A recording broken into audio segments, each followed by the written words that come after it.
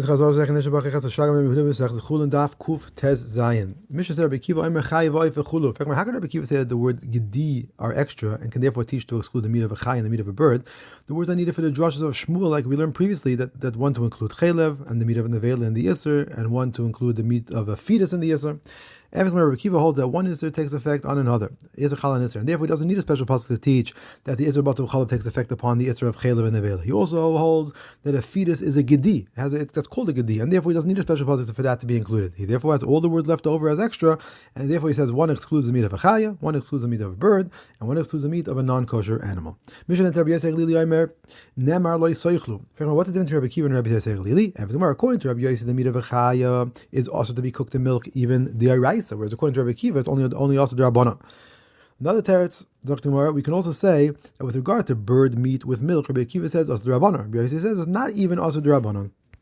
Now, Brisa clearly says that Rabbi Yosef would actually allow the eating of bird meat with milk. Gemara says the Maisa Levi went to Yosef, the bird trapper, and was given to eat the head of a bird in milk. He didn't say anything to them. When he later went to Rebbe asked him why he didn't put them in Chayim. Levi said they live in the place of Yehud ben Beseira, and I thought it might be that over there they pass like Rabbi Galili, who allows bird meat to be eaten with milk. Zokt the Mishnah, the rennet, which is the curdled milk from the keva stomach of an animal used to curdle milk into cheese, so the rennet of an animal of a goy and of an avela are also to be eaten. Mishnah continues, one who curdles milk with the skin of a keva stomach, which is meat, if there's a taste of meat in the cheese, it's osur. If a kosher animal nursed from a treifa, its rennet is osur. If a treif animal nursed from a kosher animal, its rennet is mutter, because the rennet is gathered in the stomach from the kosher animal's milk. Effectively, the rennet of an animal of a goy is just an example of the rennet of an avela. So why is the Mishnah listed as two separate examples? And Rav Huna said, the Mishnah is referring to a case of a yid who bought an animal from a goy and then shechted it. And the reason why the rennet is osur, because we're concerned that the animal may have nursed from a treifa. In fact, a Brisa says that we're allowed to buy eggs from goyim without being concerned that they are from the velas or treifas. We see that we follow the majority, and should do the same over here. Why are we concerned that they are nursed from a treifa? Emphatic Gemara, rather the reason it's osur is because we're concerned that it nursed from a non-kosher animal. We're concerned for this because it's a lot more common than a treifa. In fact, if it's common, we should even be concerned for this with Jewish-owned animals as well. We separate the kosher and the non-kosher animals, and when we see a kosher animal nursing from a non-kosher animal, we separate it from the animal, and therefore the Rabbanan are not geyser by the animals of Eden. So Shmuel said the first part of the Mishnah is actually one case, not two separate cases. The rennet of an animal shechted by a goy is considered to be an avela, and is therefore osur. In fact, Shmuel has said that the cheese of goyim is osur because they curdle it with the skin of a keva of nevela.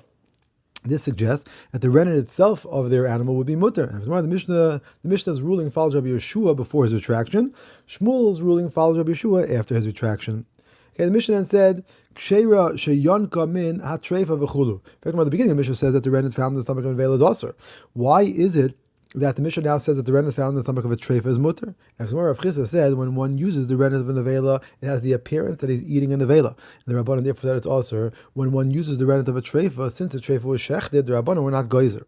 Rava asked, if regarding a nevela, we're allowing one to use the rennet will not lead to one to eat the nevela, because people find nevela for it to be disgusting, we're still geyser against using that rennet, then we should definitely be geyser against the rennet of a treifa, which people don't find disgusting, and people they may therefore come to eat from the animal as well. Everything more, rather, Rabbi Yitzchak named Rabbi Yochanan said, the Mishnah's first ruling follows Rabbi Yeshua before his retraction, the Mishnah's second ruling follows Rabbi Yeshua after his retraction. And since the first ruling was taught, it's not removed from its place. Second Rabbi Yochanan said, you're allowed to curdle cheese with the rennet of a nevela, but not with the rennet of an animal shechted by a goy. Rishon bar Abba said to him, does this follow the view of Rabbi Eliezer, who says that the unspecified intent of a goy is for avodah zarah? Rishon bar Abba said that is correct.